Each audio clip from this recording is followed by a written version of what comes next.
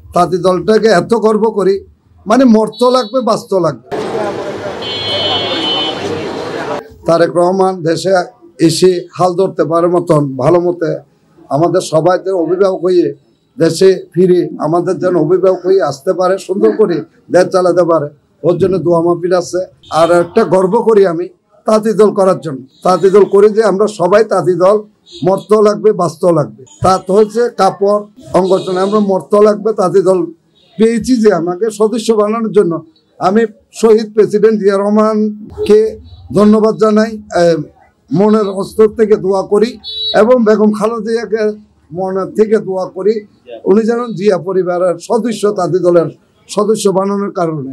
এবং তারেক রহমান, তার অহংকার, তারেক রহমান আমাদেরকে যে নির্দেশনা দিচ্ছে ভালো করে সবার ঘরে ঘরে 31 দফা বাস্তবায়নের জন্য, তারেক রহমানের যে 31 দফা বাস্তবায়নের জন্য দিচ্ছে, ওই জন্য আমরা বাসা বাসা যেয়ে ঘরে ঘরে যেয়ে বলতে পারি।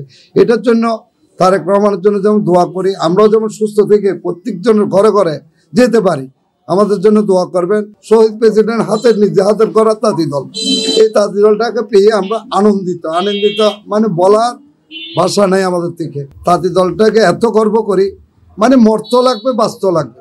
মরার সময় তাঁত কাপড়টা দিতে হবে, বাস্ত তাঁত কাপড়টা, এই শার্ট প্যান্ট যা পরি সব তাঁত শিল্প।